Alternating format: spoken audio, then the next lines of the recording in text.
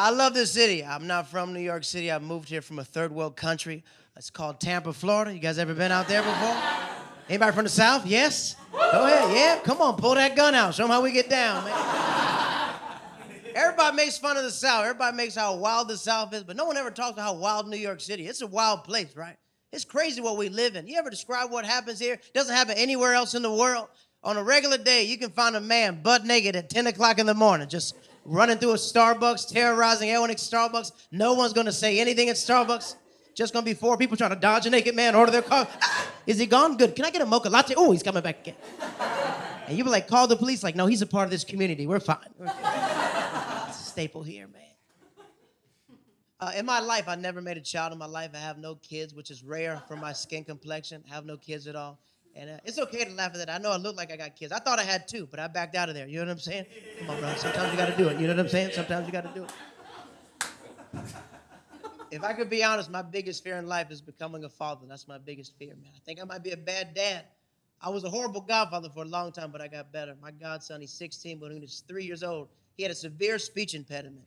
And I thought it was my fault. That's how bad I was. I thought it was 30% my fault. His parents are Marines. They asked me to watch him for the summer. I was like, yeah, I'll do anything for this boy. They go, just to let you know he's nonverbal. I was like, even better. I know he's not going to talk back to me. You know what I'm saying? So what we did the whole summer was watch the Rise of the Planet of the Apes every single day. I was like, they're not talking. He's not talking. Maybe they can communicate, you know? Like, whoop, whoop, whoop. I was like, what is he saying? Are they talking? I don't know.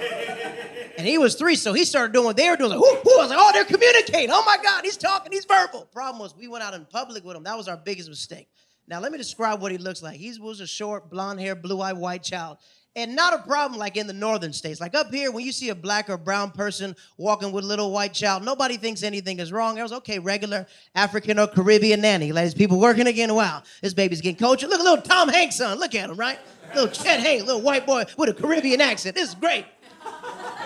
In the South, when you see a black person walking with a little white child, everyone thought I kidnapped this white child. It's like, excuse me, that kid lost? That's my godson. Let me ask him, buddy, you lost? He's like, whoop, whoop, whoop, whoop, whoop. Freak. Let's call the police. I said, he said I'm his godfather. That's what we're working on all summer. She said, look at me, buddy. She said, can I take you home? He's like, Caesar is home. I was like, oh, that's my boy right there, man. He didn't understand. He was nonverbal. That's a big step for us, man. I'm jealous of my friends. I'm not going to lie to you guys, man. All my friends had babies. They got babies. They're all fathers. They had babies really young, 13, 14, some southern stuff, right? All their kids are grown now, right? They're like adults, man. My best friend had a baby when he was 13, and he passed away when he was 25 years old. So his son, I helped raise him, you know. His son is 21 years old, and he's crashing out in life, and I can't intervene because he is a man. He has to learn from his mistakes. But his mother's jumping in when she shouldn't be. She broke into his phone and found out he's dating a woman, 47, with 3 kids. And she's ghetto, so she contacted the woman on Facebook, stay away from my son, and told him, you stay away from her. I'm like, only thing you're doing is bringing them closer together, man. And now it's like the Garden of Eden. It's forbidden fruit. You just got to let them dissolve on their own. She goes, you got to talk to him. His dad's not here. You got to say something to him. I was like, all right, I'll talk to him. I say, hey, man, not to get inside your business, man, but I heard that you're 21 dating a woman 47 with 3 kids. Is that true? He goes, yeah. What do you got to say about it? I said, your daddy be so proud of you right now, son. Oh, you a dog just like your dad, man. Oh, you a savage. Take me off speakerphone. I think your mom's listening. Who am I to judge or give any man advice about dating? Only thing I can give is suggestions. If you're a single man in here, just take your time before you find a partner, man, because times are hard, man. Times have changed. If you're dating a woman in the past 10 years, there's been a lot of job titles added to our resume. Every man around the world has to be a provider, protector, and a photographer, and that's the hardest part, man. Getting your girl's angle, that's a very stressful environment to be under. And if you don't get the perfect picture, you've now ruined the whole vacation. That's how real it is. I hated Brazil, the whole country, because of me.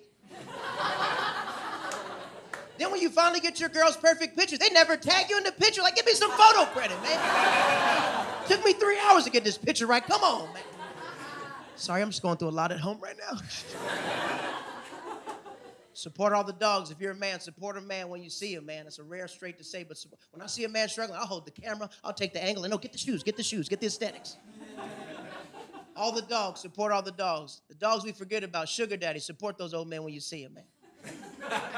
Yeah, I don't think it's cool. I think these old men are stressed out, man, when I see a man with a young woman, because I know he's never getting their picture right, because he's too old, man.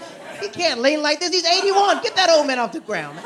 He's got a purple heart. Get him off the ground, man. You think he can take pictures? He can barely read emojis. He can't take your pictures. And support sugar babies too, man.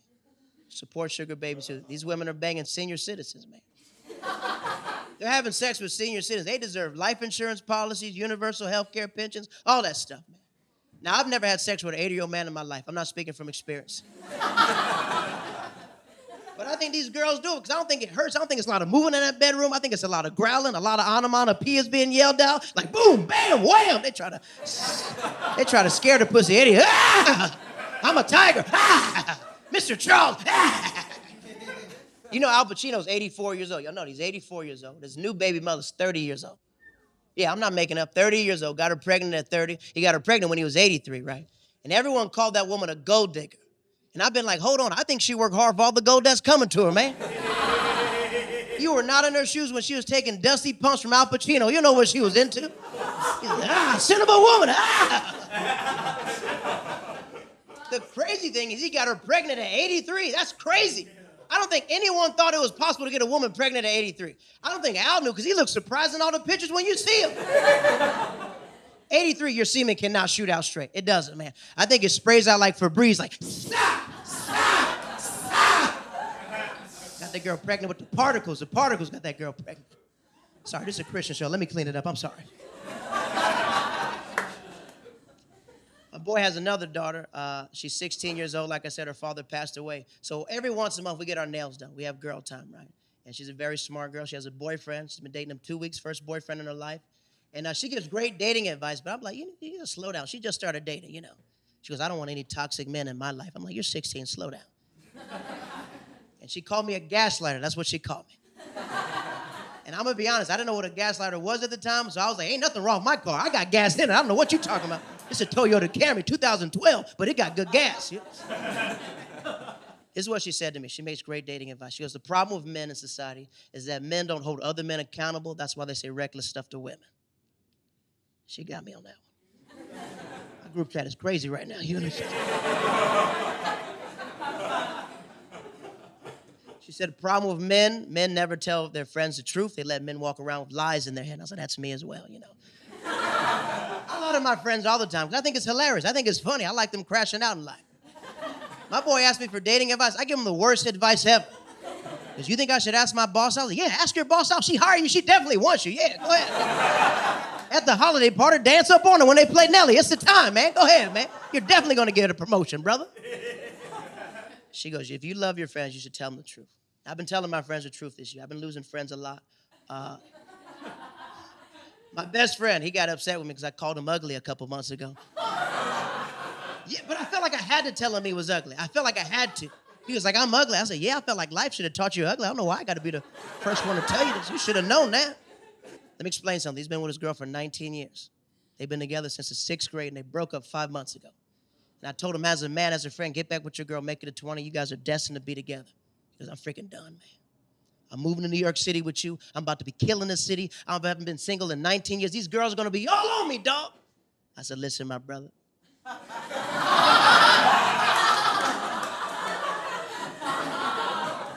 This is not the city for you. I said, go to Utah, get your confidence up, then come here. There is a lot of pretty people in the city. Don't think you're going to hit the ground running if you're a 4 in your state. The credits don't transfer, brother. Slow down. Now, I couldn't convince him. He moves to New York City. We're chilling, right? We're hanging out with some models, right? I'm not trying to flex. No disrespect to models, but I'm from the South. I like voluptuous women. That's what I like. I like yams. That's what I like. I like yams. I like this piece of fat they be moving on the chick's arm. Big thighs, cellulite. Woo! Love cellulite. I'm a cellulite connoisseur. If you're a woman, embrace cellulite. Cellulite to me looks like Caribbean steel pans. I'm like, beat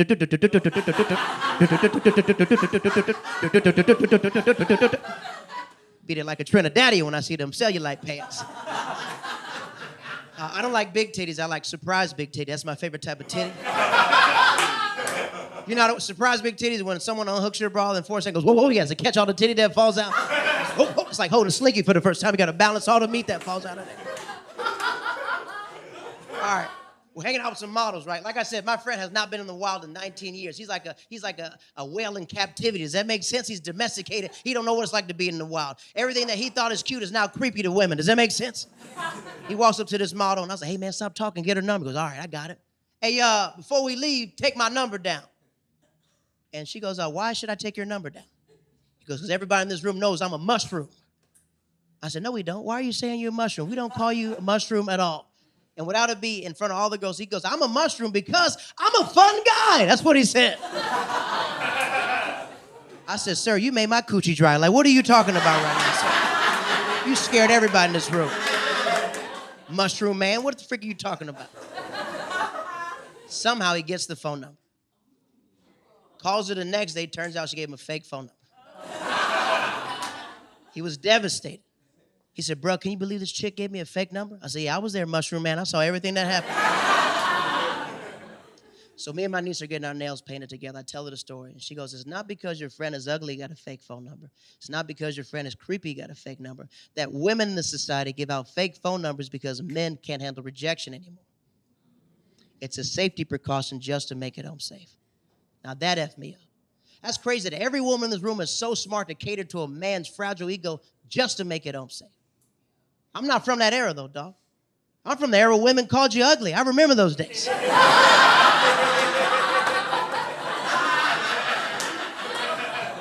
A woman would boldly call you ugly, then her friend would come and double down on your ugliness. That's how it used to be. You could be dancing with a chick and her friend like, nope, get away from her. No, she doesn't want to dance. You're a loser and you're ugly. You ugly loser. I said, hey, this is my wedding. You need to calm down. Pay for all these chicken dinners. You guys have been fantastically well. Keep it going for your host. Have a great night.